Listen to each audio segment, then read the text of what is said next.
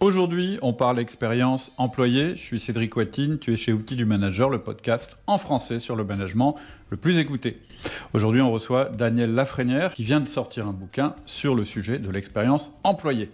En marketing, ça fait des années qu'on nous parle d'expérience client. Il était temps qu'on commence à en parler en management. Tu sais que la donne est en train de changer et que de plus en plus, les comportements des salariés vis-à-vis de leur entreprise s'apparentent à celles des clients vis-à-vis de leurs fournisseurs. Chez Outils du Manager, ça fait longtemps que je m'étonne que toutes ces entreprises qui font autant d'efforts pour capter des clients n'en fassent pas plus pour leurs employés. On a des super systèmes de vente, des super systèmes marketing, mais en management, on n'a pas de système. Et pourtant, ce qui va faire la différence, c'est bien ton système de management. C'est lui qui va déterminer la culture de ton entreprise et donc qui va déterminer si tu attires les meilleurs employés et si tu les retiens chez toi. Si tu veux en savoir plus sur ce système, je t'ai préparé une petite suite de mails. Il suffit que tu t'inscrives en suivant le lien juste en dessous. Mais pour l'instant, on va parler expérience employée avec Daniel. Alors Daniel, avant qu'on commence, je voulais te lire quelque chose, si tu es d'accord. Oui, absolument. C'est un truc qui a circulé sur LinkedIn et qui m'a drôlement interpellé. C'est un message, donc je vais te le lire. Bonjour. Suite à notre entretien d'hier par téléphone, je me permets de revenir vers vous. Malheureusement, je suis dans le regret de vous informer que je ne continuerai pas le processus de recrutement. Donc jusque-là, moi, quand j'ai commencé à le dire, je me suis dit, ça c'est un recruteur qui parle à un recruté. Mais attends la suite. En effet, après avoir regardé les avis des employés de votre entreprise sur différentes plateformes, je me suis aperçu que le fonctionnement, la culture et les valeurs de votre entreprise sont en décalage avec ce que je recherche. Les trop nombreux avis négatifs ont eu raison de ma motivation à rejoindre vos équipes. Je vous remercie cependant d'avoir considéré ma candidature et vous prie d'agréer mes salutations distinguées signées Enzo. Et ça, je l'adore. Hein moi aussi, t'adores, c'est ça? Oui, absolument. Moi aussi. Quand j'ai lu ça, évidemment, moi je suis employeur, hein, par ailleurs, j'ai des sociétés, donc j'ai ressenti comme ça un truc où je me suis dit, tiens, c'est incroyable, il y a une vraie inversion de pouvoir. Et en même temps, un petit goût de revanche en me disant, mais les entreprises, elles ont tellement maltraité les candidats potentiels en arrêtant le recrutement au milieu sans leur donner d'explications, etc., que quelque part, il y a un petit goût de vengeance là voilà, il y a comme un juste retour peut-être. Et Du c'est balancier.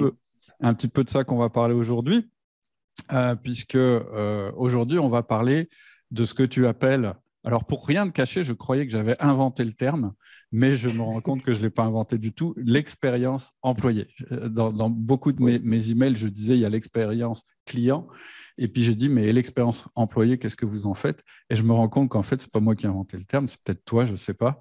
Mais en tout cas, Non, je n'ai pas cette prétention.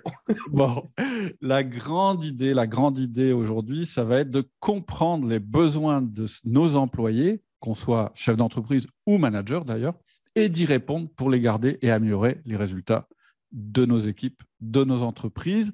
Aujourd'hui, c'est Daniel Lafrenière, je prononce bien ton nom. Oui, Lafrenière, oui, tout à fait. Voilà, qui est conseiller, auteur, conférencier, qui vient nous parler de ça. Est-ce que je peux te laisser te présenter? Oui, dans le fond, tu l'as bien fait. Je fais ce métier depuis quelques décennies déjà. Je travaille dans les sociétés, dans les entreprises, autant privées que gouvernementales. Et ma préoccupation, si je fais une grande synthèse, c'est le bien-être de l'humain. L'humain étant le client, donc je travaille beaucoup en expérience client, OK. et l'humain étant l'employé. Donc, l'employé et le manager aussi, le gestionnaire, donc tous les humains qui œuvrent dans une société. Donc, c'est là-dessus que je travaille. Mon objectif quand je rentre dans une organisation, c'est de faire en sorte que les employés soient bien outillés, bien formés, bien encadrés, pour qu'à leur tour, ils puissent procurer une bonne expérience client. Et en offrant une bonne expérience client, bien, c'est quoi? L'organisation, si c'est une entreprise commerciale, elle fait plus de revenus.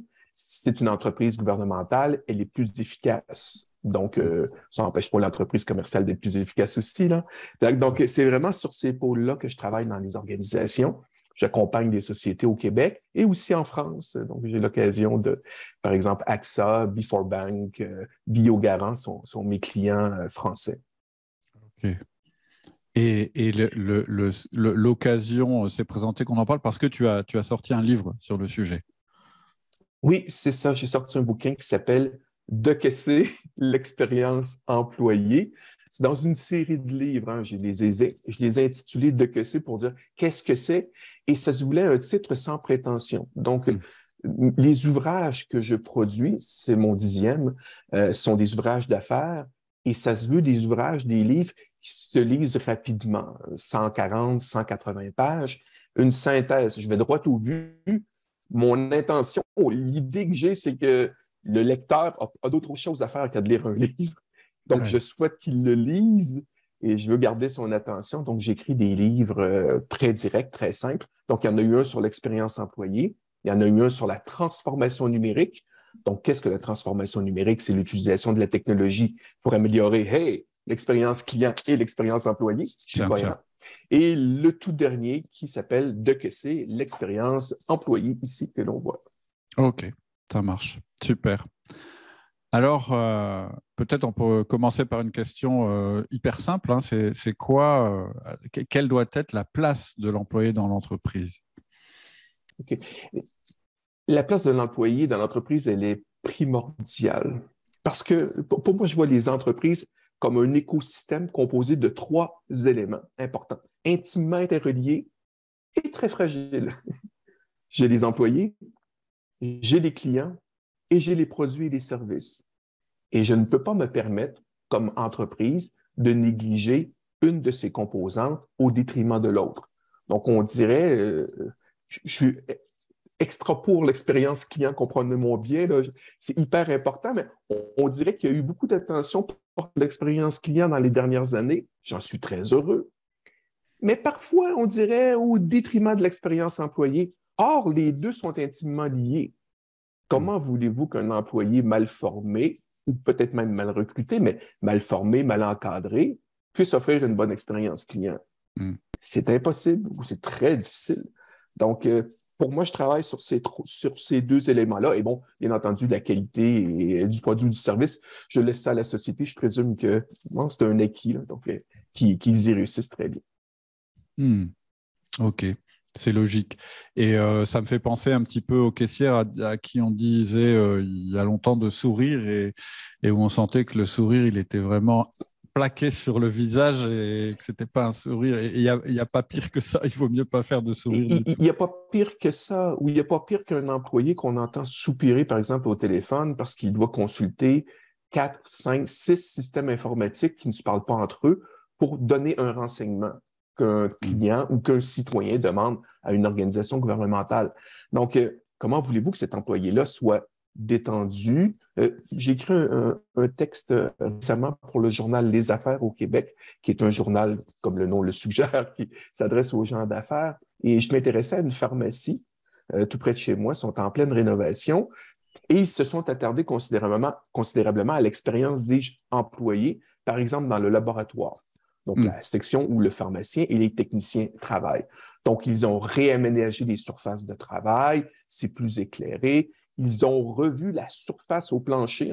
Ils ont installé une membrane de caoutchouc recouverte de linoléum pour diminuer la fatigue de ces employés qui sont debout toute la journée. Bref, ils ont tout fait pour que ces employés-là se sentent bien et ce faisant, ils vont offrir une belle expérience client. C'est pas moi qui le dis, c'est le vice-président marketing de cette grande chaîne de pharmacie au Québec.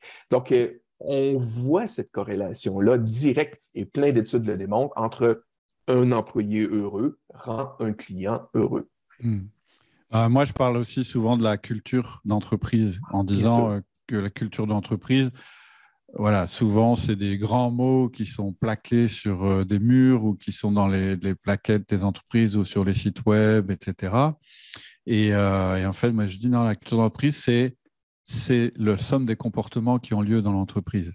Et effectivement, la Absolument. somme des comportements qui ont lieu dans l'entreprise, c'est ça, l'expérience employée, c'est-à-dire est-ce qu'on me traite bien, est-ce que je suis considéré, enfin voilà, un tas de choses auxquelles on peut penser.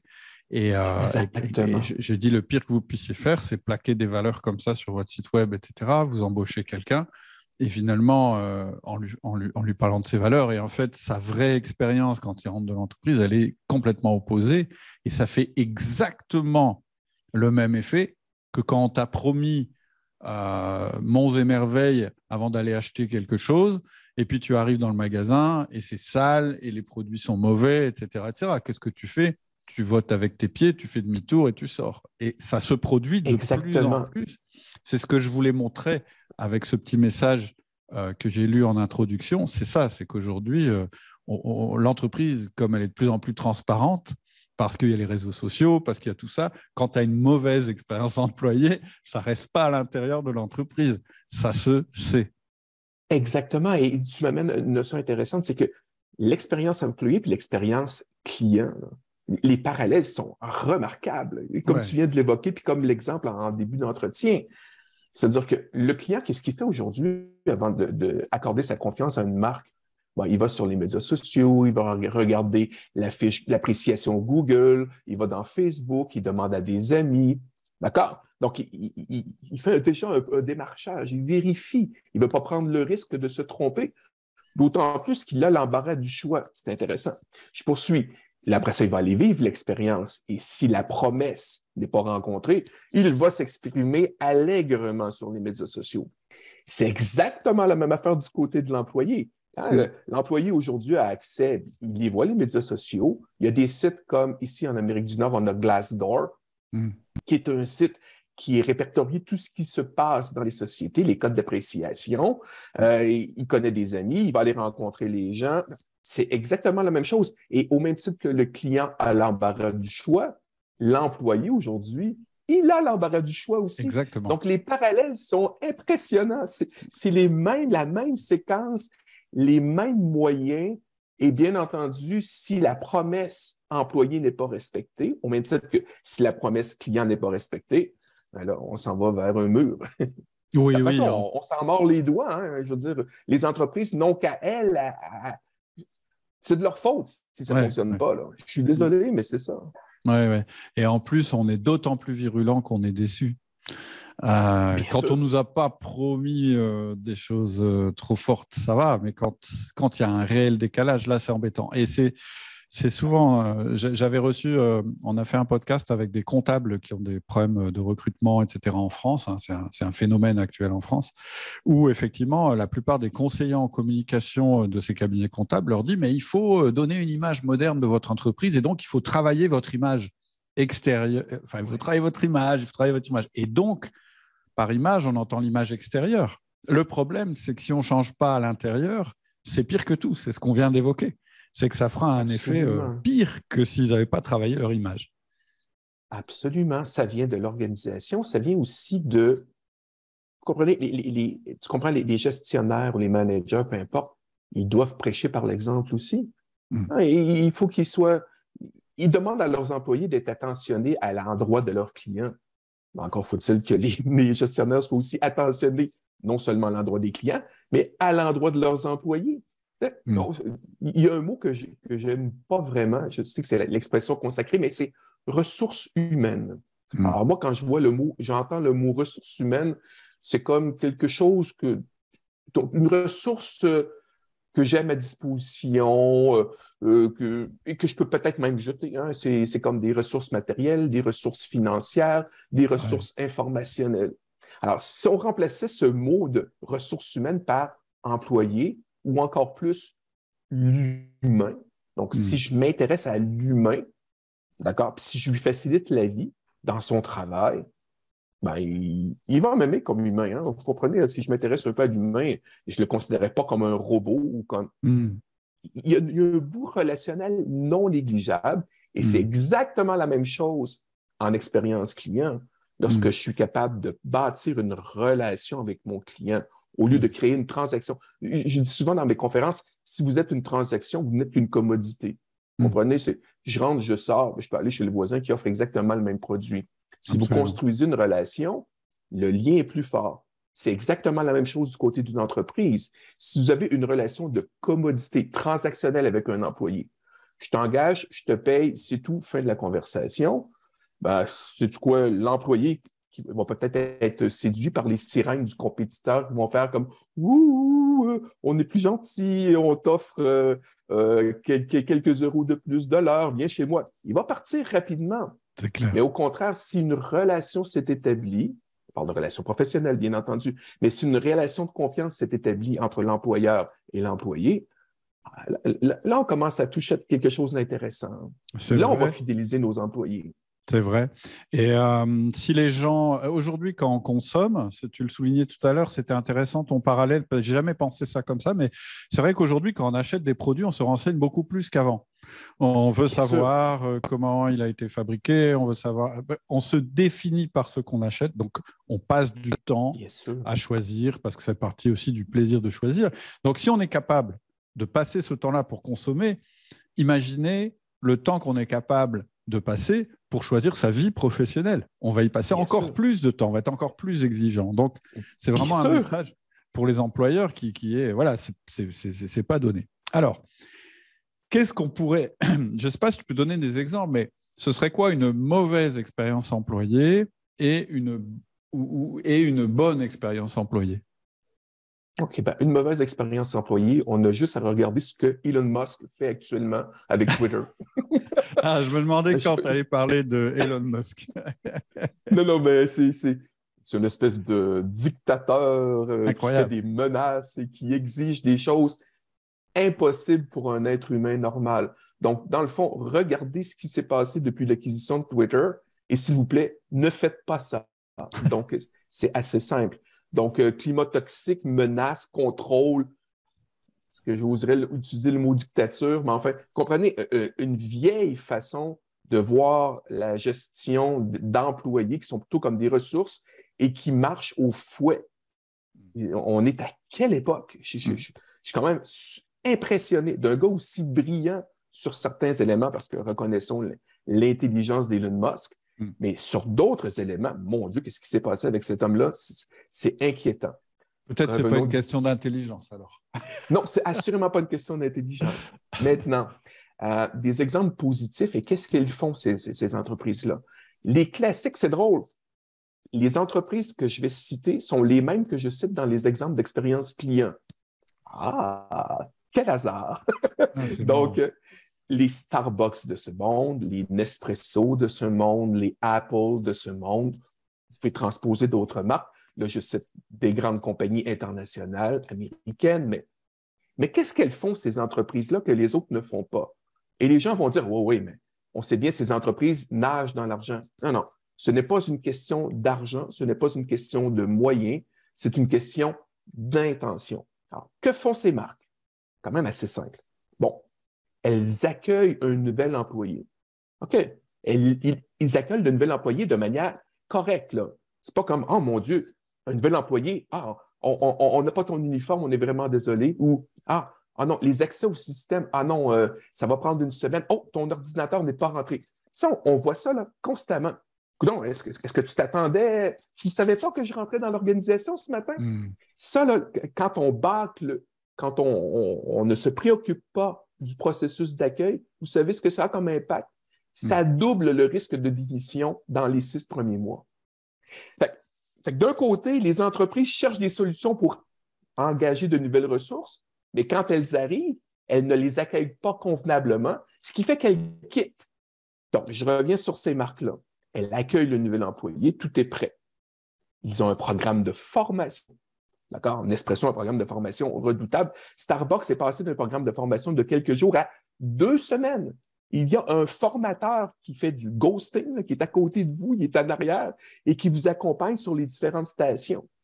Ils ont compris l'importance de la formation. Après ça, qu'est-ce qu'elles font, ces entreprises-là? Elles transmettent des consignes claires. Voici à l'employé, elles disent, voici mes attentes, voici les objectifs à atteindre. Il y a des gens qui diraient, mais on n'a pas d'affaire à dire ça. Moi, je dirais, oui, si ce n'est pas clair, on le dit et les évidences tuent. Donc, ça, c'est un de mes anciens clients qui me disait ça il y a très longtemps. J'aime beaucoup cette phrase. Mais c'est vrai. Donc, communiquons clairement les attentes. Et faisons aussi du coaching. Donc, l'employé aujourd'hui, il ne veut pas d'un patron qui lui dicte des ordres et qui contrôle et qui, s'il n'accomplit pas la tâche correctement, le punit. On n'est plus du tout dans ce modèle-là. Dieu merci. On est dans un modèle de coach. Pensons à un coach dans un gym, là, imaginons que vous voulez faire un peu de musculation ou perdre un peu de poids, je ne sais trop quoi. Vous voulez vous remettre en forme. C'est souvent des résolutions de nouvelle année. On est dans la saison. Donc, qu'est-ce qu'il fait le coach? Il va s'intéresser à vous, va développer un programme pour vous, adapté pour votre situation. Il va effectuer un suivi, il va vous encourager, il va répondre à vos questions. C'est la même chose. C'est exactement la même affaire. Donc, le patron du 21e siècle, ou le manager ou gestionnaire du 21e siècle, c'est un coach. Donc, il n'y a pas nécessairement toutes les réponses, mais il est bon pour poser les bonnes questions, pour faire avancer, faire progresser son employé. Il est là aussi pour l'encourager et faire du renforcement. Vous savez, ce renforcement-là, c'est la petite tape sur l'épaule qui dit « Bravo, tu as fait un bon travail ». Il y a plein de gens qui quittent des entreprises, là. C'est quand même remarquable. Ils quittent l'entreprise parce que jamais personne ne leur a dit qu'ils ont fait du bon travail. C'est pas vraiment les blâmer, là. C'est ce qu'on appelle le feedback positif. Le feedback positif, le renforcement, la reconnaissance, ce sont des synonymes, là. Exactement ça. C'est pas juste de dire tu as fait du beau boulot, mais tu as fait ça, ça a bien été. Je l'ai vu. Démarqué. Je l'ai vu, ça s'est démarqué. Juste dire, j'ai remarqué que tu avais fait ça. C'est le truc, on n'y pense pas parce que la mentalité, c'est oui, mais il est payé pour le faire. Oui, mais tu as vu qu'il l'a fait. Oui, donc, dis-lui. Exactement. Et ça ne coûte rien. C'est gratuit. Et ça ne coûte rien. Ouais. Et on ne peut jamais trop faire de renforcement. Vous comprenez? Je n'ai jamais vu personne dire « Oh non, on me dit trop de félicitations, là, j'aime pas ça. » Ça ne se peut pas. Et n'oublions pas à qui on a affaire. On a affaire à des humains. Des humains. Des humains. Et mais ce que j'accroche sur ce mot-là qui est hyper important. Parce que employé, patron, non, des humains. On parle de clients. Ce sont des humains aussi. Donc, ce sont des relations entre deux humains. Attention aux humains.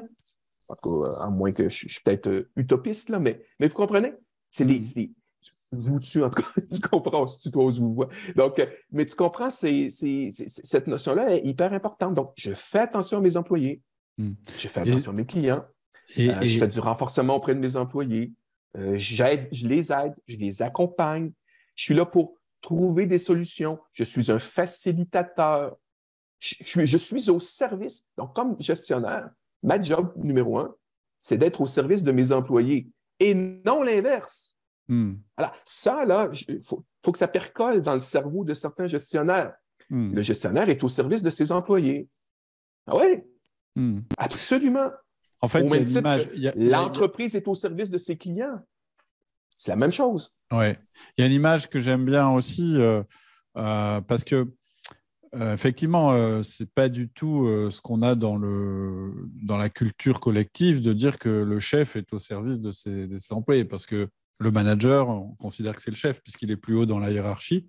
Moi, j'aime bien quand tu parles de coach parce que ça veut dire que ton job, c'est de révéler ce qu'il y a de meilleur chez ton collaborateur. Et ça tombe bien parce que il y a une étude de Gallup qui est apparue déjà il y a quelques années qui dit que c'est ce que recherchent les employés. Absolument. Et je pense qu'une fois qu'on y a goûté en tant que manager, une fois qu'on sait comment devenir un coach progressivement, en mettant en place la confiance, en mettant en place le feedback dont tu as parlé tout à l'heure, etc., le job devient vachement plus intéressant. C'est-à-dire que ça valorise aussi le manager que d'avoir ce rôle-là. Donc, tout le monde gagne. Moi, je voudrais être manager dans cette position-là. Je ne suis pas un tortionnaire ou un bourreau. Imagine la pression que ça enlève aussi sur le gestionnaire, qui est supposé tout savoir, qui est supposé... Non, c'est un chef d'orchestre. Il collabore, ça prend des bons musiciens, on se comprend, là. C'est un bon coach. Il nous aide, mais il faut qu'il aide l'employé à se surpasser. Il aide l'employé à se dépasser. Et ça sert à ça. Je suis d'accord avec toi. Et je pense qu'en plus, c'est ce que tu disais tout à l'heure, on est rentré dans un monde de pénurie, et pas seulement au niveau des matières premières, etc., mais aussi au niveau de l'humain. C'est ça dont il faut se rendre compte. C'est que Et une culture d'entreprise, ça ne se retourne pas du jour au lendemain, c'est progressif, etc. Oui, en effet. Et voilà, ça met un peu de temps à se transformer. Il y a juste un truc que tu as dit tout à l'heure, tu as dit on ne peut pas renforcer trop un collaborateur. Moi, j'ai une petite limite par rapport à ça, parce que c'est Oui. quelque chose qui m'a déjà été remonté, tu sais, dans les discussions qu'on a sur les forums, le forum, etc., où en fait, les gens ne respectent pas non plus un manager qui leur dit tout le temps que c'est bien. Parce Ah que non. certains me disent, mais non, mais quelquefois, je fais des choses qui ne sont pas bien. Moi, j'ai besoin qu'on me dise quand c'est pas bien, j'ai besoin qu'on me le dise de la bonne manière, mais j'ai besoin qu'on me le dise quand même. Parce que sinon, ça fait un peu, tu sais, le truc pas vrai, pas authentique, en fait, qu'on Absolument, plaque. tu amènes un bon point. Il ne faut pas que le gestionnaire tombe dans la complaisance non plus. Voilà, c'est ça. Et on s'entend, il faut que ça soit mérité. C'est un élément important. Merci d'amener cette précision. Il faut que ça soit mérité. Parce que je veux dire, si tu me félicites pour être rentré à l'heure, non, un instant, là. Je veux dire, c'est un acquis, là. Tu es supposé être à l'heure au boulot. D'accord, on s'entend. Mais il est très important. Donc, la reconnaissance, elle est importante. Elle doit être significative pour des gestes significatifs. Mais on ne peut pas trop en faire, c'est ce que je voulais dire. Mais évidemment, il ne faut pas tomber dans la complaisance et dire que tout est parfait. Et bien entendu, s'il y a un problème, il y a une façon de le dire, puis il y a une façon de trouver des solutions pour éviter qu'un problème ne se reproduise. Ça peut se faire autrement qu'en humiliant l'employé en voix haute, comme j'ai vu dans certains commerces ou entreprises, où la personne se fait littéralement, vous comprenez, là, haranguer par un gestionnaire qui, devant tous les autres employés. Ça c'est un peu le poison, c'est vraiment poison de mortel. Oui, Ça on est crée une d'accord. ambiance toxique. On disait tantôt qu'est-ce que les gens n'aiment pas. On parlait d'ambiance toxique. Et Mhm. l'humiliation en public, ça en fait partie. Hein? Oui, même si tu n'en es pas l'objet d'ailleurs. Assister à l'humiliation Absolument. publique d'un autre employé, c'est horrible. Je veux dire, c'est presque aussi C'est horrible que si... horrible. Et, fait que c'est horrible pour l'employé et c'est horrible aussi s'il y a un client qui constate cette humiliation en public, cette incivilité. Alors ça, c'était démontré qu'un client qui voit un patron, par exemple, maltraiter ou crier après un employé ou vice-versa, ben, il quitte le commerce et il n'y revient pas. Alors, Hmm, c'est aussi simple que ça. Donc, je reviens, hmm, faisons attention aux humains, hmm, dans tous les cas. hmm. Très Traiter intéressant. l'humain, ou il y a une phrase classique, un modèle que j'avais développé, c'est pas moi qui ai inventé la phrase, là, il y a quelqu'un qui l'écrit quelque part, on s'en souvient. Faites pas aux autres ce que vous ne voudriez pas qu'on vous fasse. Hein, Hmm, ou vous traitez les autres comme vous voudriez être traités. hmm. Tout C'est à fait. simple comme règle. Hein? J'étais avec des gestionnaires de McDonald's il y a 2 ans. Et puis, on cherchait une règle toute simple pour régler différentes situations qui pouvaient se produire dans le restaurant. On a dit, si c'était toi le client, qu'est-ce que tu aimerais? Est-ce que tu aimerais être traité comme ça ou comme ça? Ah oui, l'option A. Bon, alors, la règle, elle est simple. Tu appliques cette règle-là si c'était toi le client, ou si c'était ta mère, ou si c'était bon, une règle de base. Alors, est-ce que tu aurais justement pas une recette, mais des principes pour créer une bonne expérience employée? J'ai déjà entendu des choses dans ce que tu as dit. Oui, Ne traite pas tes employés comme tu n'aurais pas envie d'être traité en tant qu'employé. Voilà, on a vu ça. L'histoire de plutôt coacher ses employés plutôt que leur donner des ordres. Mais qu'est-ce que ça veut dire coacher par rapport à donner des ordres, etc. Est-ce que tu as des principes ou peut-être des best practices qui correspondent à la création d'une bonne expérience employée? ben, on tourne beaucoup autour de ces grands sujets-là, donc l'accueil, la formation, la communication des attentes, le coaching. Sur le coaching, un petit élément que je trouvais intéressant dans ma recherche, dans ma revue de littérature, quand j'ai écrit le bouquin, il y a quelqu'un qui propose dans le coaching hebdomadaire de poser 4 questions. Et je trouve Mhm. ces questions fort intéressantes. Donc, on est loin de l'évaluation annuelle en passant. Hein. Mhm. Donc, on fait le contact une fois par année pour savoir ce qui a bien été et définir les objectifs de l'an suivant. C'est Quand à c'est trop éviter. tard. Donc c'est vraiment mauvais là, parce que ça fait, on ne parle que du passé Et puis, on s'en sert aussi souvent pour faire une renégociation salariale. C'est un drôle de contexte. Alors, donc, Bien sûr. peut-être que nous Puis y il y a un reviendrons, là, problème mais de fréquence. Hein. Si c'est qu'une fois par an, c'est pas mais bon c'est du tout ça. de Comment voulez-vous management. m'ajuster si tu me le dis juste une fois par année? Alors, Mm. toutes les études démontrent que le coaching devrait se faire de manière hebdomadaire, au minimum une fois par semaine. Alors ça, c'est Mm. intéressant. Et One-on-one. dans une des techniques qui est proposée, c'est de poser 4 questions à l'employé. Cette rencontre-là, j'insiste, peut être faite en face à face, elle peut se faire en courriel, elle peut se faire en visioconférence, peu importe le moyen, hein, au téléphone. Le téléphone, c'est un peu moins in ces temps-ci. Donc, n'empêche. Donc, 4 questions. Qu'est-ce que vous avez aimé de votre travail la semaine passée? Donc, posez à l'employé, qu'est-ce que tu as aimé de ton travail? Ça lui permet de prendre conscience des éléments appréciés. S'il n'y en a pas, ça devrait allumer une lumière quelque part Mm. sur un tableau de bord parce qu'on a un problème. Qu'est-ce que vous avez détesté? Ils emploient le mot détester, c'est un peu Mm. fort. Mais qu'avez-vous détesté le plus de votre travail la semaine dernière? OK. Qu'est-ce que tu n'as pas aimé? La troisième question, c'est quelles sont vos priorités cette semaine? Mm. C'est quoi ton plan de match? Et la dernière, que puis-je faire pour mieux vous aider? J'adore. Donc, Mm. 4 questions. Ça me fait penser un peu à, je reviens avec le parallèle en expérience client, où certaines compagnies, une chaîne hôtelière aux États-Unis le fait particulièrement. Aussitôt que la personne, quelques heures après l'arrivée à l'hôtel, lui demande qu'est-ce que tu as le plus apprécié, puis est-ce qu'il y a des éléments que tu as détestés. Ils veulent identifier très rapidement les problèmes pour les résoudre le plus rapidement possible, pour éviter de les faire subir ou vivre à d'autres clients. Donc, Mm. c'est la même. Je reviens encore avec mon parallèle du côté de l'employé. Qu'est-ce que tu as aimé? Qu'est-ce que tu n'as pas aimé dans ta semaine dernière? On peut lui demander s'il y a des pistes de solutions aussi. Hein? Oui. Ça serait et des fois, la solution, elle n'est pas très complexe. Là. Il y a quelqu'un qui me parlait dans un restaurant que ce que son chef voulait le plus, c'était un crochet à probablement 50 centimes, peut-être 1 euro, pour accrocher un linge, là, d'accord, pour s'essuyer les mains. Mm. Là. Et c'était ça là, qui pouvait changer sa vie cette semaine. Bon, ben, on le fait. C'est simple. Là. Donc, parfois, les solutions sont plus Mais complexes, mais parfois, les solutions, on est c'est d'accord, c'est hyper simple. Et en fait, l'exemple que tu viens de donner, là, ces 4 questions, c'est intéressant parce que ça coûte rien. Ça montre une attention à la personne, puisque absolument. tu t'adresses à elle et tu lui poses des questions.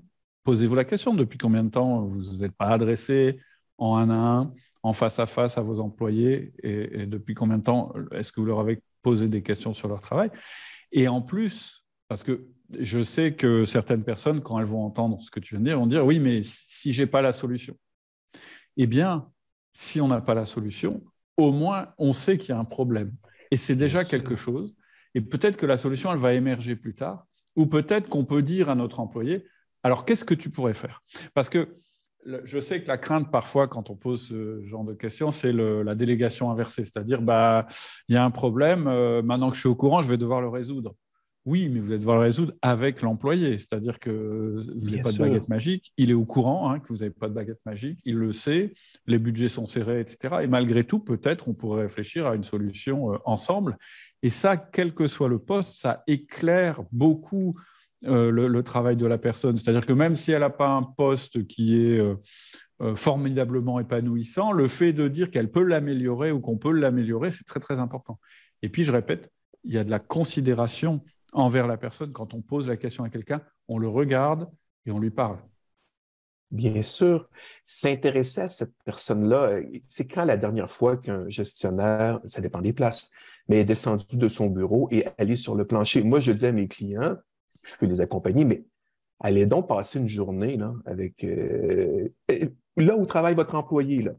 Et là, vous allez être en mesure de constater. Imaginons que c'est un travail de bureau. Imaginons un préposé au renseignement ou quelqu'un qui traite des demandes ou des commandes, peu importe. Mais traitons des demandes. On va commencer dans une entreprise de service. Donc, on peut voir l'environnement de travail, les systèmes qu'il utilise, et la plupart du temps, c'est une catastrophe.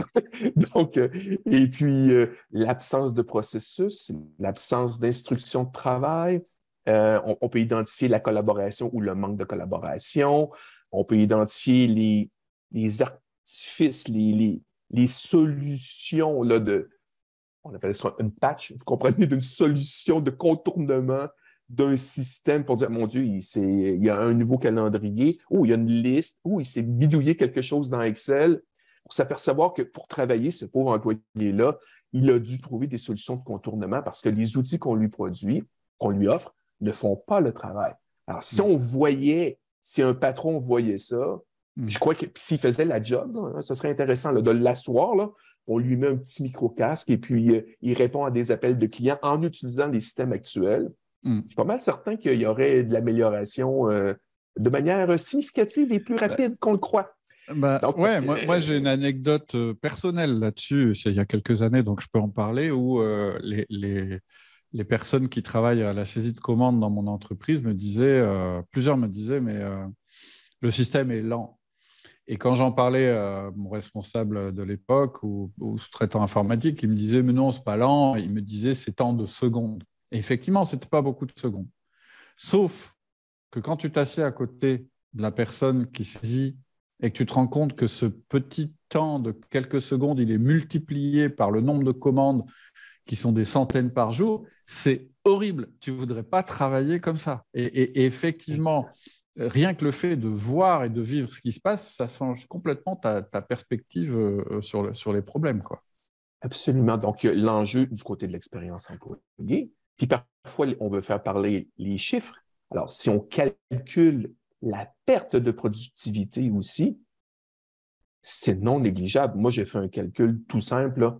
Imaginons une PME d'une centaine d'employés qui perdent tant de minutes par jour fois un certain nombre de transactions. Et ça se chiffrait facilement dans le million d'euros par année. D'accord, millions de dollars, millions d'euros, là, je fais un ratio presque 1 à 1, mais c'est l'ordre de grandeur. C'est 1 million. Alors, je me dis, qui a les moyens de perdre 1 million de dollars ou d'euros par année? Ça ne me rentre pas dans la tête. Je ne comprends pas. Est-ce que quelqu'un... Il faut faire beaucoup d'argent pour penser que 1 million, c'est pas très grave. Peut-être que c'est le cas, puis je suis à côté, là, mais qu'est-ce que c'est ça? C'est inquiétant. Donc, et malheureusement, dans les organisations, les gestionnaires n'ont pas cette information-là. Ils ont plein de données, hein. Ils ont, moi, ce que j'appelle des métriques de vanité. J'aurais aimé avoir inventé le terme, c'est pas de moi. Donc, ils ont des chiffres pour leur dire « ça va bien » ou « ça ne va pas si mal ». Donc, ces espèces de chiffres qui servent surtout à justifier le statu quo. Alors que si on avait de vrais indicateurs de perte de temps, de perte de productivité, d'insatisfaction de l'employé, d'insatisfaction de la clientèle réelle, on serait en bien meilleure mesure d'agir comme gestionnaire. Mais si on allait juste leur parler, juste leur demander, je te raconte une histoire. Il y a quelqu'un à Québec qui est parti un nouveau restaurant de sushi. Donc, c'est un restaurant. Ce n'est que pour de la livraison, donc pour du take-out. Donc, il n'y a pas de salle à manger. Et lancer un nouveau restaurant en 2023, il faut le faire parce qu'il est très difficile de recruter des chefs. Je veux dire, il n'y a plus personne qui peut travailler en restauration, d'autant plus que pendant la période de la pandémie, ces gens-là ont été chaudés. Les commerces sont fermés, ouverts. À un moment donné, on travaille ailleurs. Et ils sont aussi, pendant cette période-là, les chefs, poser des questions sur leur qualité de vie. Donc, est-ce que je veux travailler tous les soirs jusqu'à 2 heures du matin? Bon, blablabla, c'est un travail difficile. Alors, ce que cette personne-là a fait à Québec, l'entreprise s'appelle Fish, F-I-S-H. Donc, ce que fait le fondateur de cette entreprise, c'est qu'il est allé sonder 500 chefs, d'accord, pour leur demander qu'est-ce qui vous irrite le plus dans votre métier de chef? Qu'est-ce qu'on pourrait faire pour l'améliorer? Donc, il a posé 3-4 questions comme ça. Il s'est basé là-dessus et il a réinventé l'expérience employée. Donc, il a fait en sorte que chaque chef dans son organisation a son espace de travail, à lui ou à elle. D'accord? Il n'y a personne d'autre. Il n'y a personne d'autre qui touche à ses couteaux, à son poste de travail. Donc, autre élément, le chef peut choisir son horaire de travail parce qu'il est rémunéré au nombre de commandes qu'il sert. Oh, intéressant. Donc, oui, il veut travailler le samedi soir parce que, sais-tu quoi, c'est payant. Mais c'est lui qui choisit. Autre élément intéressant, c'est le chef qui choisit le menu. Il n'a pas à suivre une recette ou un menu prédéfini. Il cuisine avec avec les instruments, avec les fruits ou avec les produits, les produits du marché, donc les poissons d'arrivage de cette semaine. Donc, cette semaine, on a du thon, on en a. L'autre semaine, on n'en a pas. On fait autre chose. Donc, ils ont une autonomie, ils peuvent exprimer leur créativité.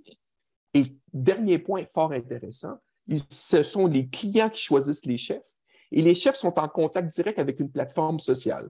Donc, après, chaque fois qu'ils envoient une commande, le client fait une rétroaction en lui disant « ça, j'ai aimé ça, j'ai moins aimé ça ». Et cette information-là est stockée dans un profil de goût du client. Donc, le chef, enfin, a une relation directe avec le client, ce qu'il n'a jamais dans un restaurant, parce que c'est toujours servi par un intermédiaire qui est le serveur ou la serveuse. Donc, quand ça va bien, le chef, il n'est jamais au courant. Mais quand ça va mal, il est au courant. Là, c'est lui qui mange le plat. Hein. On s'entend, là, parce qu'il se fait engueuler parler peut-être fort, par le serveur ou la serveuse. Fait que tu vois, en faisant ça, cet entrepreneur-là, qui s'appelle Christian Genet, je vais le préciser, Christian, ce qu'il a fait, c'est qu'il a lancé une offre, il a ouvert un poste. Et il me disait, écoute, la restauration, je connais ça. D'habitude, ça prend des semaines, un mois même avant d'avoir un candidat. Et ce n'est pas toujours la qualité. Alors que là, avec sa démarche, la description de son poste, le fonctionnement, la réinvention de l'expérience employée, pour un poste affiché, il a eu 32 candidatures de qualité. Exact. Donc, mais c'est pas compliqué. Qu'est-ce qu'il a fait? Il aura juste demandé. C'est simple quand on y pense. Donc, je reviens à mes managers, mes gestionnaires dans une organisation. Est-ce qu'on pourrait savoir à quoi vous vous attendez? Dans mon bouquin, dans Docasser l'expérience employée, là, j'ai une place, ça s'appelle le cercle des besoins de l'employé. Donc, bon, c'est un peu petit, là, mais il y a 17 besoins que j'ai identifiés chez les employés. Okay. Donc, il y a des besoins de base. Bon, le salaire, les processus, la technologie, une charge de travail raisonnable, une formation. Il y a la motivation aussi. Bon, les objectifs clairs, l'utilisation des compétences, le coaching, la reconnaissance, le sentiment de progression. Puis après ça, il y a tout le volet relationnel, le sentiment d'appartenance, les collègues, et puis l'actualisation de soi. Donc, le sens qu'on accorde au travail et l'amour du travail. Est-ce qu'on ne pourrait pas sonder nos employés pour leur demander qu'est-ce qui est plus important dans ces 17 besoins-là? Parce qu'en passant, ces besoins-là évoluent au fil du temps, même pour un individu. Peut-être que la sécurité d'emploi est hyper importante quand je suis jeune avec de jeunes enfants. Et quand je suis rendu un petit peu plus vieux, peut-être que même je suis, je ne sais pas moi, près de la retraite, la sécurité d'emploi, je m'en fous un peu. Il y a d'autres, c'est les horaires qui m'importent le plus. Ah, les conditions de travail sont plus importantes. Donc, ce serait intéressant d'avoir une espèce de portrait et de demander aux gens, dans les 17 besoins, lesquels sont les plus importants? Première question. Et deuxième question, mais nous, comme organisation, là, on score comment? Okay. Tu me dis que ça, c'est super important, mais on ne score pas du tout. Moi, si j'étais gestionnaire, je veux savoir ça. Je veux savoir là où est la faiblesse pour corriger le problème, puis endiguer le départ de mes employés. Et quand j'écris ce bouquin-là, de Qu'est-ce que c'est l'expérience employée, je me disais, mon Dieu, tout le monde se creuse la tête pour trouver des façons de recruter des gens, alors que ce serait si simple de garder ceux qu'on a. Ah, ça c'est sûr. Ça coûte moins cher et quelque part, tu prends moins de risques et en plus, je trouve que c'est plus valorisant. Moi, ce que j'ai bien aimé dans ce que tu as dit là, c'est plusieurs choses. La première chose, c'est qu'en fait, c'est tout bête. Tu as fait comme quand on fait une étude de marché, finalement. Tu as demandé aux gens quel job ils voulaient. Et ensuite, est-ce que ça match avec ce que ton entreprise doit faire, évidemment?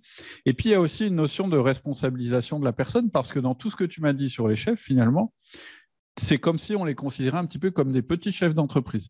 Et je pense que c'est une des voies pour aimer son métier. Alors, on n'est pas forcément taillé pour être un chef d'entreprise ou on n'a pas envie d'assumer toutes les responsabilités d'un chef d'entreprise, mais on a envie quand même d'avoir cette espèce d'engagement et de responsabilité qui va avec pour que notre travail soit bien fait, quel que soit d'ailleurs le niveau dans la hiérarchie.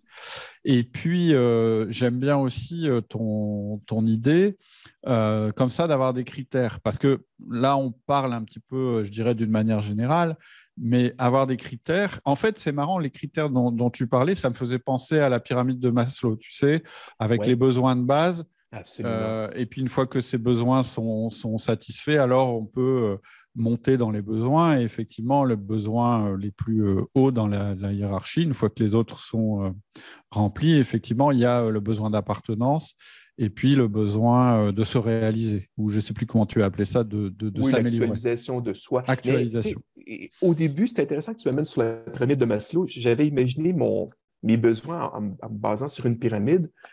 Qu'en discutant avec, bon, tu sais, le livre, c'est une conversation. J'ai interviewé des gens intéressants. Puis je parlais avec un professeur d'université à Montréal. Il me disait, oui, mais Daniel, tes besoins, est-ce qu'il faut que je réponde aux besoins de base pour répondre aux besoins supérieurs? Et la réponse était non. Ben, c'est OK. pourquoi tu utilises une pyramide? Alors, c'est pour ça que j'ai utilisé un cercle. Parce que, contrairement à la pyramide de Maslow, puis même sur la pyramide de Maslow, il y a des gens qui Oui, je commence à lire oui, des points de vue divergents disant que ça ne devrait pas être une pyramide. Mais je oui. reviens sur la mienne parce que je ne parlerai pas de celle de Maslow, je ne suis pas Maslow. Donc, mais c'est pour ça que je suis arrivé avec le cercle. Parce qu'il se peut que le salaire, tu sais, il est important. Élément intéressant, là. Ce que les gens aiment le plus, on a fait un sondage là, dans les entreprises, et le salaire, dans un top 10, il arrive en 9e position. Ah, ouais. Donc, ce n'est pas ce qui fait qu'une personne reste dans une entreprise. C'est quand même intéressant. C'est la raison. Mais quand la personne n'aime pas son emploi, c'est le critère numéro un. Alors, c'est intéressant. Là. Donc, Oui, oui, oui, c'est super. Ça, c'est important. Je te propose qu'on s'arrête 2 secondes là-dessus, bien parce que sûr. c'est la différence entre un employé engagé et un employé retenu. En fait, quand ton job ne te motive pas, tu commences à te demander si tu gagnes assez bien ta vie. Tu te dis, Et bon, voilà. moi, j'aime pas le job, donc il va falloir me payer cher quand même pour que je continue. Et c'est vraiment le truc où tu veux pas arriver en tant que manager. Après, on veut pas être en Malheureusement, dessous des non. salaires du marché, sous-payer les gens, c'est pas le sujet. Non, non. Mais quand c'est le salaire le problème, c'est que le problème est ailleurs. Exactement. Et dans le fond, les gens, ils ne demandent pas. Il y a plein d'études sur le salaire. Hein, c'est fascinant. Là. Il y a des gens qui ont consacré leur vie à étudier le salaire. Donc, Mm. je vais faire une synthèse brève en quelques phrases. Ça se peut qu'il y ait des petites approximations au travers de ça, mais n'empêche. Ce qu'on sait, c'est que les gens veulent le salaire juste. Oui, C'est tout. Juste par rapport à moi, je fais ce métier-là et les gens qui font le même type de métier que moi, dans les mêmes conditions, ils gagnent ça. Alors, si je suis dans cette fourchette de salaire, tout va très bien. Bon, il y a l'influence du conjoint et du conjoint aussi, là, de la conjointe qui va dire tu ne gagnes pas assez cher. Là, c'est une autre histoire. Ça aussi rentre dans l'équation. Mais règle générale, les gens, s'ils sont dans cette fourchette-là de leurs collègues, ça va plutôt bien. Alors, s'ils quittent, c'est assurément pas à cause du salaire. Dans le fond, les 3 raisons pour lesquelles les gens quittent sont documentées. C'est amusant. C'est ils ne voient plus de sens au travail qu'ils font. D'accord? Donc, c'est le manque de sens. Il y a un manque de reconnaissance. On revient sur la reconnaissance. Donc, il n'y a jamais personne qui m'a dit bravo, tu as fait un beau boulot, ainsi de suite. Et le troisième, qui est un des péchés mortels de la gestion, c'est la micro-gestion. OK. Donc, le mon micromanagement. patron, du micromanagement. Donc, mon gestionnaire qui épie mes moindres faits et gestes, qui vérifie tout ce que j'ai fait, qui me rappelle, as-tu pensé à ça, ça, ça, ça, ça? Écoutez, là, OK? Je suis un professionnel, vous m'avez engagé parce que j'ai des compétences. Pouvez-vous me laisser faire mon travail, s'il vous plaît? Oui, j'ai besoin de formation, on s'entend. Oui, j'ai besoin de coaching, d'encadrement. Mais à la fin, si tu ne me fais pas confiance, pourquoi est-ce que je suis là? Donc, la microgestion, c'est la troisième raison pour laquelle les gens quittent une entreprise. Ça, c'est un mal répandu, Mm. malheureusement. Puis, les gestionnaires qui font cette microgestion-là, ou micromanagement, ils ne font pas ça de mauvaise foi. J'ai rarement vu quelqu'un faire ça de mauvaise foi. Ils veulent s'assurer que tout soit parfait, et ainsi de suite. Mais en faisant ça, ben, ils se nuisent plus qu'autrement et ça fait fuir les gens. Mm. Donc, arrêtons de faire de la microgestion. Mm. Ouais, mais mes Et, conseils sont simples. et là, je pense que ouais, mais c'est simple, mais c'est pas si simple. Parce que tu Je vois, sais. juste avant, tu as dit euh, le coaching, ça se fait une fois par semaine en Oui, one-to-one oui, et on pose des questions.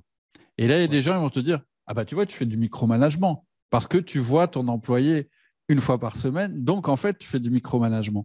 Et le diable se cache dans les détails. C'est-à-dire Oui, que le management, c'est quelque chose qui se fait avec une fréquence élevée. oui. Mais ce que tu mets à l'intérieur du rituel de management, c'est ça qui est important et c'est ça qui Ah, bien détermine sûr. si tu es en train de faire du micromanagement ou si tu es dans une attitude qui est celle d'aider ton collaborateur, de le Absolument. rendre de plus en plus autonome. Parce que le paradoxe, c'est que pour rendre quelqu'un autonome dans son poste, tu dois lui parler souvent. Bien Et sûr. pourtant, on se dit, ben non, autonome et voir quelqu'un souvent, c'est incompatible. D'un côté, c'est autonome et de l'autre côté, c'est micromanagement. Mais non, c'est pas la Oui, même chose. C'est là que absolument. c'est dans l'attitude. Et moi, je suis comme toi. Hein, je pense que les mauvais managers, c'est pas des mauvaises personnes. C'est juste des personnes qui Mais non. savent pas vraiment quel est leur job. C'est juste des gens qui n'ont pas été formés. Et bien sûr, mais tu vois, je ne connais pas le pattern en Europe, en France, mais ici au Québec, je vais faire une grande généralisation, il y a des nuances. Mais il y a beaucoup de gens qui deviennent gestionnaires parce que c'est au fil du temps. Comprenez? Ils n'ont pas été formés gestionnaires, ils n'ont pas été Ouais. formés managers. Prenons dans plein de directions, peu importe. Si je suis un bon informaticien, je suis un bon programmeur, je deviens un bon analyste, je deviens un architecte, et au fil du temps, ben, on me donne une promotion, tu deviens chef d'équipe. Hop, Oui, mais OK, il y a une nuance importante entre faire de l'architecture de système informatique et gérer des ressources humaines, c'est des clair. humains. J'ai encore utilisé le mot ressources humaines. Donc, gérer des humains. Donc, il y a une nuance importante. Et ces gens-là, ils ont hérité de ce poste. Et j'entendais hier un autre client qui me parlait, il dit, tu sais, Daniel, nos gérants dans notre restaurant, là, ben, c'est quoi? C'était des gens qui étaient souvent soit de très bons serveurs ou de très bons chefs. Donc, ils étaient en cuisine, mais avec le temps, ils voulaient monter dans la structure et ils se sont ramassés gestionnaires, donc Mm. gérants ou gérants adjoints. Mais on ne leur a jamais montré comment gérer du monde.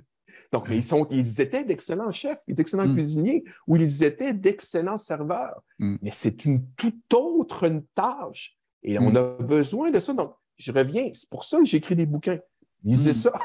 Ça va vous aider. Ça va vous donner au moins des pistes euh, C'est... pour vous dire qu'est-ce que je dois faire? C'est quoi les pièges à éviter? Alors Ouais. que l'enfer est pavé de bonnes intentions, c'est la phrase classique. Donc, mais pauvre gestionnaire, il y a plein de choses à faire. Il est en pénurie de main-d'œuvre. Il y a un commerce qui soit plein ou qui éprouve de la difficulté. Il fait face à de la concurrence physique et numérique si je fais du commerce de détail. Et il y a des employés, il ne sait pas trop comment gérer ça. Ouais. Dans son temps, les employés n'étaient pas comme ça. C'est ce qu'on entend très souvent. Ouais. Là, ils gèrent des millénarios, donc des jeunes de 16, 17, 18, 20, 21, 22, 23 ans. Bon, j'ai peut-être étendu un peu la fourchette des millénarios, mais ils gèrent des jeunes. Ils sont dans un tout autre modèle Mm. que ceux qui sont nés dans les années 60. Et Ceux qui... l'exemple que tu cites, il est intéressant aussi sur les chefs. C'est que pour moi, en fait, il y a deux pièges pour un manager. Le premier, c'est effectivement le micro-contrôle où en fait tu dis bah, j'ai été nommé chef, donc mon job, c'est de contrôler les gens pour être sûr qu'ils ne fassent pas de bêtises. Sauf que Et on voilà. on n'apprend pas comme ça. Et la deuxième erreur, c'est, et je pense que dans la restauration, enfin dans tous les métiers, mais peut-être en particulier là, c'est de se dire bah, lui, c'est mon meilleur. Donc, c'est le mec qui est le meilleur, qui fait le mieux la cuisine, etc. Donc, je vais le mettre patron des autres parce que comme ça, il va les former. Et c'est toute la différence entre un formateur et un coach. Un coach, Absolument. c'est pas forcément le gars qui est le meilleur formateur. Le rôle d'un coach, ça n'est pas d'apprendre quelque chose aux gens, Exact. c'est de leur Exact. donner les ressources pour qu'ils puissent progresser. C'est pas la même chose. En tant Tout que à fait. manager, il ne faut pas croire que vous êtes le formateur de vos collaborateurs. Et c'est une nuance qui est Exact. importante. Hyper importante et documentée aussi dans la littérature. C'est aussi comme ça, je revenais sur l'exemple de Starbucks tantôt. Starbucks a bien compris cette notion-là. C'est pas c'est pas le chef de car ou le gérant qui forme les employés. Ce sont des formateurs professionnels qui forment les employés. Et il y a une nuance importante. Former, enseigner, c'est un métier, hein? On se comprend. Donc, Claire. oui, on peut s'improviser, là, mais c'est un métier. Donc, alors, si j'ai les meilleurs acteurs autour d'une table pour former, accompagner, c'est intéressant. Donc, je forme. C'est un formateur. J'accompagne, je coach. c'est le manager, le gestionnaire. Là, j'ai une équipe gagnante, c'est intéressant. Et si je suis en relation continue, en communication continue avec mon employé, je vais être capable de savoir ce qui fonctionne, mais surtout d'identifier les problèmes avant que ça ne dégénère et de perdre cet employé-là. Parce qu'on parlait des coûts tantôt d'un employé qui quitte. C'est une catastrophe. Ça coûte tout l'effort de recrutement, là, les entrevues. Après ça, il faut reformer cette personne-là. Un nouvel employé va faire des erreurs de néophyte. C'est normal, il débute dans son travail. Donc, ça va entacher malheureusement l'expérience client. Parce que si mon client subit des erreurs à répétition parce qu'il y a des employés qui sont constamment en formation ou ce sont tout le temps de nouveaux employés, ce n'est pas de leur faute, là. Ils commencent. Donc, c'est quoi? Oui, la courbe d'apprentissage. Il y a un apprentissage. Donc, cette notion-là, là, elle est hyper importante. Il faut faire attention à nos humains. C'est un actif important. Il est formé, il connaît nos produits, il connaît nos clients. C'est important aussi, là. La relation avec le client. Exact. Si mon équipe change constamment, comment je peux construire cette relation-là avec mon client? C'est très difficile. Alors que si j'ai Pierre qui est au même endroit depuis un certain nombre d'années, qui connaît tous les clients connaissent Pierre, il y a une relation. Est-ce que c'est bon pour mon entreprise?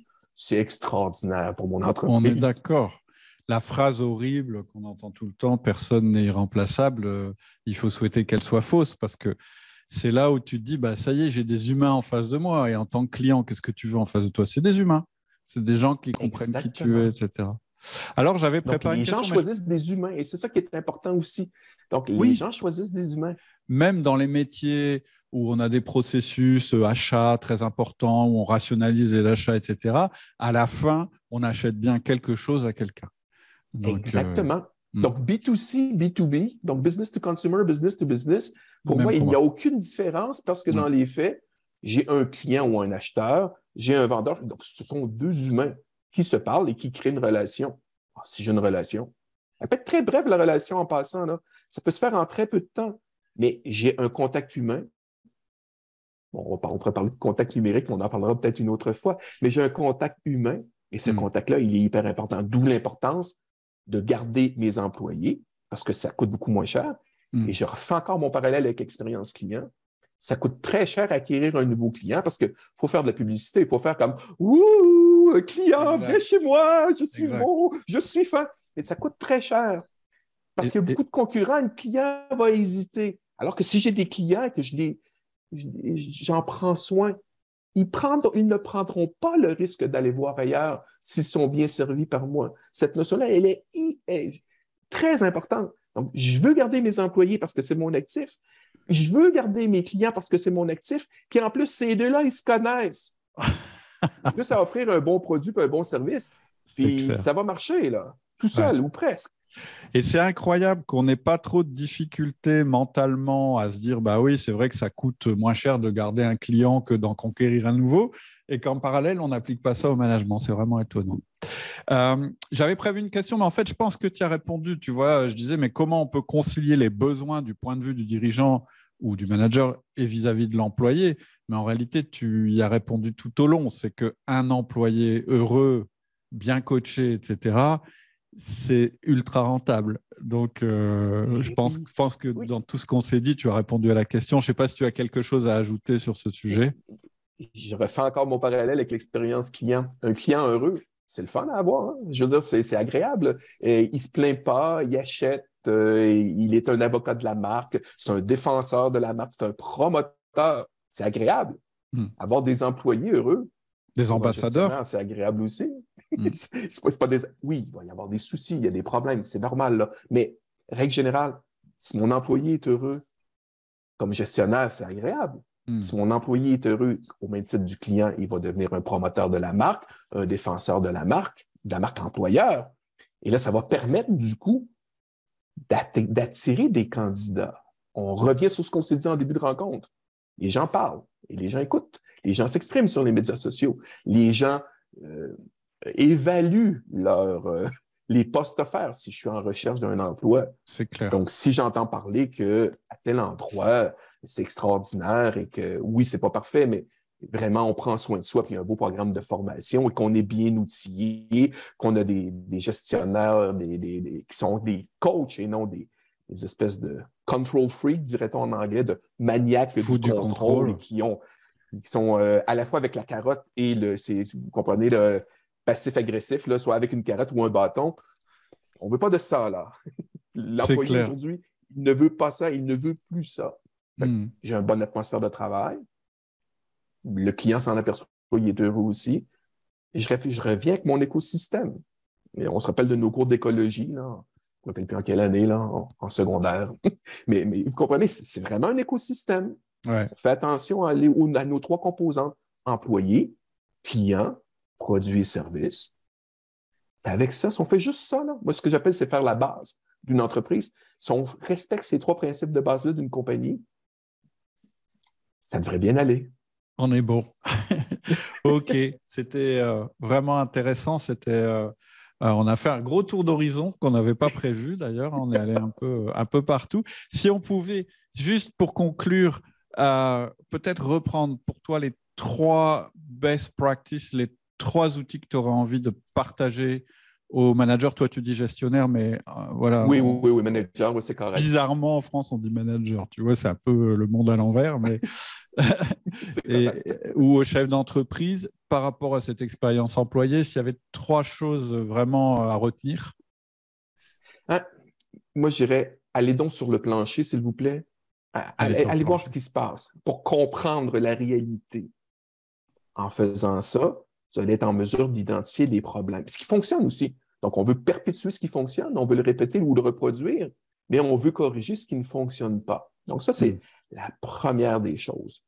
En complément à ça, intéressez-vous à l'employé en utilisant les 17 besoins du cercle des besoins de l'employé. Posez des questions sur cet élément-là. Dans le fond, connaissez vos employés. Au résumé, là, c'est cette affaire-là. La deuxième chose, j'ai fait 2 en 1, il me reste 2 autres réponses. Après ça, exprimez clairement vos attentes, puis n'hésitez pas à exprimer de la reconnaissance. Donc, dites ce que vous voulez et faites de la reconnaissance, du renforcement. Et puis, le dernier point, c'est de changer la perspective, comme je le disais plus tôt. On n'est pas un patron qui dicte et qui contrôle. On est un coach qui est un facilitateur. Le manager est au service de l'employé et non l'inverse. Je pense que ce serait des grandes idées à retenir du propos d'aujourd'hui. Ben, c'est un parfait mot de la fin.